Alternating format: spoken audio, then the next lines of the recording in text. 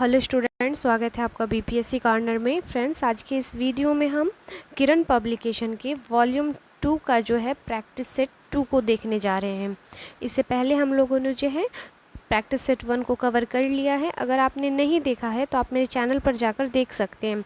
और इसकी एक विशेषता है कि इसमें कुल जो है 5 ऑप्शन वाला यह जो है पेपर है या सेट है। तो फ्रेंड्स, बिना देरी किए हुए शुरू करते हैं आज का वीडियो और देखते हैं आज के महत्वपूर्ण सवालों को। आज का पहला सवाल है, राष्ट्रीय विज्ञान दिवस मनाया जाता है तो कब मनाया जाता है? तो यह प्रत्येक वर्ष जो है 28 फरवरी को मनाया जाता है। ऑप्शन 2 हो जाएगा इसका राइट आंसर। और यह विज्ञान दिवस जो है प्रसिद्ध वैज्ञानिक चंद्रशेखर वेंकट रमन के जन्म दिवस के अवसर पर जो है मनाया जाता है। अगले सवाल को देख लेते हैं।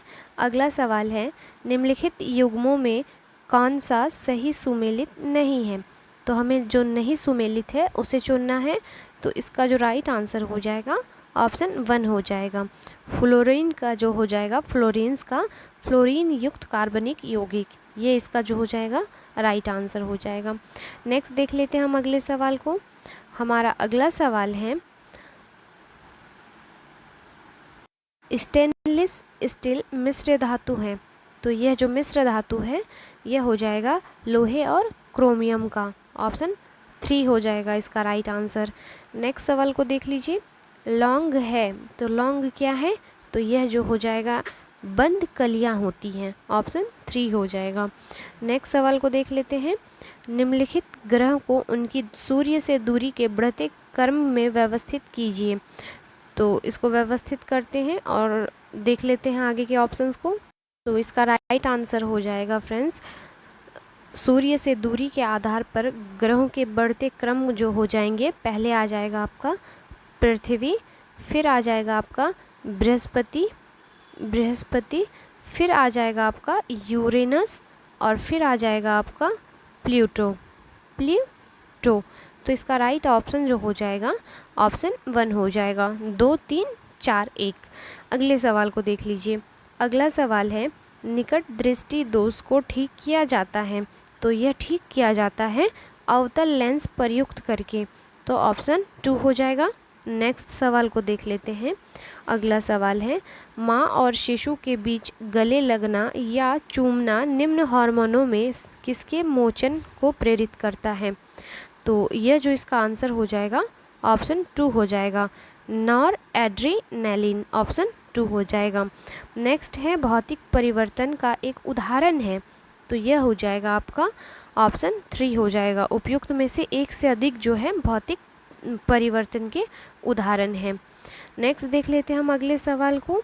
अगला सवाल है हमारा, निम्नलिखित में कौन सा पोटेशियम अल्पता से संबंध है?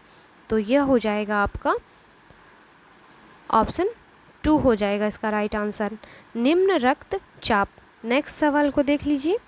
तब कोई प्रतिक्रिया नहीं होती है जब भाप गुजरती है ऊपर से। तो इसका राइट आंसर हो जाएगा, एल्युमिनियम के ऊपर से जब भाप गुजरती है तब कोई प्रतिक्रिया नहीं होती है। अगले सवाल को देख लेते हैं। अगला सवाल है, एक सामान्य शुष्क सेल में विद्युत अपघटय होता है तो यह होता है अमोनियम क्लोराइड। ऑप्शन 3 हो जाएगा। सवाल है, सूची 1 को सूची 2 से मिलाना है तथा नीचे दिए गए कूट का प्रयोग करते हुए सही का उत्तर चुनना है हमें। तो एक तरफ विटामिन है, दूसरी तरफ जो है हीनता रोग है। तो रेटिनॉल का जो हो जाएगा यह हो जाएगा नेत्र सूख कर लाल हो जाना। टोकोफेरोल का हो जाएगा आपका बंधियता। ऑप्शन 4 हो जाएगा। कोबालामीन का हो जाएगा आपका घातक रक्त अल्पता और पीरिडॉक्सिन का हो जाएगा आपका मानसिक व्याधि। तो ऑप्शन 2 हो जाएगा। तो फ्रेंड्स, इसका जब मिलाएंगे आप तो पाएंगे जो इसका ऑप्शन 2 है यह आपका राइट आंसर हो जाएगा। 3 4 1 2। अगले सवाल को देख लेते हैं। अगला सवाल है, डायनेमो क्या है? तो डायनेमो जो है यांत्रिक ऊर्जा को वैद्युत ऊर्जा में परिवर्तित करता है। अगला सवाल है, भारत में प्रचुर मात्रा में उपलब्ध महत्वपूर्ण नाभिकीय ईंधन है तो यह ईंधन हो जाएगा थोरियम। नेक्स्ट सवाल है, आकाश नीला लगता है क्योंकि? इसका जो राइट आंसर हो जाएगा लघु तरंग लघु तरंग दीर्घ तरंगों की अपेक्षा वायुमंडल द्वारा अधिक प्रकीर्ण होती है। अगला सवाल है, अचार, जैम, जेली एवं चटनियाँ बनाकर रखते समय शीशी और मर्तबान को पहले इसलिए सुखाया जाता है क्योंकि। ऑप्शंस देख लेते हैं। ऑप्शंस को देखने पर आप पाएंगे ऑप्शन जो 3 है, नमी, वायु एवं ताप से पदार्थ पर फफूंदी आने का खतरा होता है, इसलिए उसे हम सुखा लेते हैं। तो ऑप्शन 3 हो जाएगा इसका राइट आंसर। नेक्स्ट देख लीजिए अगले सवाल को। समसामयिक काल में चिपको आंदोलन को फिर से चलाने एवं पेड़ों को बचाने का श्रेय किसे जाता है? तो यह जाता है आपका सुंदरलाल बहुगुणा को। ऑप्शन 3 हो जाएगा। नेक्स्ट है, मधुमक्खी किस स्थिति में 8 अंक की तरह उड़ती है तथा वह साथी मधुमक्खियों को क्या संदेश देना चाहती है? तो यह हो जाएगा मकरंद या पराग कहाँ है यह बताने के लिए। अगला सवाल है, डॉली की माँ ने उसे बाजार से दूध लाने के लिए भेजा, उन्होंने उसे सिर्फ पॉस्चराइज्ड दूध ही लाने को कहा, क्यों? तो इसका राइट आंसर हो जाएगा, ऐसे दूध में बैक्टीरिया को पहले गर्मी तथा फिर अत्यधिक ठंडा करके मार दिया जाता है। तो ऑप्शन 1 हो जाएगा। अगला सवाल है हमारा, प्रकाश संश्लेषण के समय पौधे का कौन सा भाग भोजन बनाने का कार्य करता है? तो यह जो हो जाएगा पत्तियां इसका कार्य करती है भोजन बनाने का। तो ऑप्शन 3 हो जाएगा आंसर। अगला सवाल है, पत्तों में प्रकाश संश्लेषण के दौरान कार्बन डाइऑक्साइड और ऑक्सीजन का आदान प्रदान पौधे के भाग से होता है। तो यह हो जाएगा आपका रंध्र के भाग से कार्बन डाइऑक्साइड और ऑक्सीजन का जो है आदान प्रदान होता है पौधों में। नेक्स्ट देख लेते हैं हम अगले सवाल को। ऐसा देखा गया है कि रेगिस्तान में पौधों की जड़ें बहुत पतली तथा लंबी होती है क्योंकि। इसका राइट आंसर हो जाएगा, पानी ज़मीन में काफ़ी गहराई में होने के कारण जड़ों को पत्ती तक पहुंचने के लिए ऐसा बनना पड़ता है। तो ऑप्शन 3 हो जाएगा इसका राइट आंसर। नेक्स्ट देख लेते हैं हम अगले सवाल को। सवाल है, मौलिक कर्तव्यों को भारतीय संविधान में वर्ष में शामिल किया गया था। तो यह जो शामिल किया गया था मौलिक कर्तव्यों को 1976 ईस्वी में संविधान में जो है शामिल किया गया था। नेक्स्ट देख लेते हैं हम अगले सवाल को। केंद्रीय प्रदूषण नियंत्रण बोर्ड की स्थापना सरकार द्वारा वर्ष में की गई। तो यह की गई थी 1974 ईस्वी को। ऑप्शन 1 हो जाएगा। नेक्स्ट देख लेते हैं हम अगले सवाल को। निम्नलिखित में कौन सी भारतीय रेलवे की सबसे पुरानी उत्पादन इकाई है? तो यह है आपका Chittaranjan locomotive works. Option A हो जाएगा इसका राइट आंसर। और यह जो है इसका नाम महान स्वतंत्रता सेनानी, नेता और राजनेता देशबंधु चित्तरंजन दास के नाम पर रखा गया था और इसकी उत्पादन गतिविधि जो है 26 जनवरी 1950 से शुरू की गई थी। नेक्स्ट देख लेते हैं हम अगले सवाल को। अनुच्छेद 239 से संबंधित है। तो किससे संबंधित है ये? तो राष्ट्रपति द्वारा केंद्र शासित प्रदेशों के प्रशासन से है। सवाल है, रेमन मैगसेसे पुरस्कार विजेता पहले भारतीय कौन थे? तो यह थे आपके विनोबा भावे। नेक्स्ट सवाल है, ऊर्ध्वपातन क्या है? तो ऊर्ध्वपातन जो है किसी पदार्थ का ठोस से सीधे गैस अवस्था में परिवर्तन माना जाता है। अगले सवाल को देख लेते हैं। पुराणों का अध्ययन करने वाला प्रथम मुसलमान था। तो यह थे अल बरूनी। नेक्स्ट है, योग दर्शन के प्रतिपादक हैं। तो योग दर्शन के जो प्रतिपादक हैं यह है पतंजलि। ऑप्शन 1 हो जाएगा। अगला सवाल है हमारा, सोमेश्वर श्रेणी का विस्तार बिहार के किस जिले में है? तो यह जो है आपके पश्चिमी चंपारण में है। अगला सवाल है, देव समाज का संस्थापक निम्न में से कौन था? तो यह थे आपके शिव नारायण अग्निहोत्री जो थे देव समाज के संस्थापक थे। अगला सवाल है, बिहार की सबसे प्राचीन परियोजना है। तो सबसे प्राचीन परियोजना जो है यह सोन परियोजना है। ऑप्शन 1 इसका राइट आंसर हो जाएगा। नेक्स्ट देख लेते हैं हम अगले सवाल को। कौटिल्य महामंत्री थे सम्राट। तो किस सम्राट के थे? तो यह हो जाएंगे चंद्रगुप्त मौर्य के। नेक्स्ट है, गुप्त काल में किसने आयुर्विज्ञान विषय रचना की? तो यह रचना की गई थी सुश्रुत के द्वारा। ऑप्शन 3 हो जाएगा इसका राइट आंसर। नेक्स्ट सवाल को देख लेते हैं। केंद्रीय स्वास्थ्य एवं परिवार कल्याण मंत्रालय द्वारा 24 नवंबर 2021 को प्रकाशित राष्ट्रीय परिवार सर्वेक्षण 5 के अनुसार बिहार के लिंग अनुपात में काफ़ी अच्छा सुधार हुआ है। यह 2015-16 से बढ़कर 2020-22 में हो गया है। तो यह जो हो गया है 1062 से 1090 के बीच। अगले सवाल को देख लेते हैं। नमक सत्याग्रह के दौरान बिहार के लोगों ने नमक बनाने के साथ साथ सरकार के विरोध किस कर का विरोध करने का विकल्प चुना था? तो यह चुना गया था आपका ऑप्शन 3 चौकीदारी कर का। सवाल है विधवा पुनर्विवाह अधिनियम किसके शासनकाल में क्रियान्वित किया गया? तो यह जो हो जाएगा लॉर्ड कैनिंग के कार्यकाल में किया गया। सवाल है गुप्तकालीन रजत मुद्राओं को नाम दिया गया था? तो इसे जो हम रूपक के नाम से जानते हैं। अगला सवाल है राष्ट्रीय गीत वंदे मातरम किस ग्रंथ में संकलित है? तो यह संकलित है आपके आनंद मठ में। नेक्स्ट देख लेते हैं हम अगले सवाल को। हमारा अगला सवाल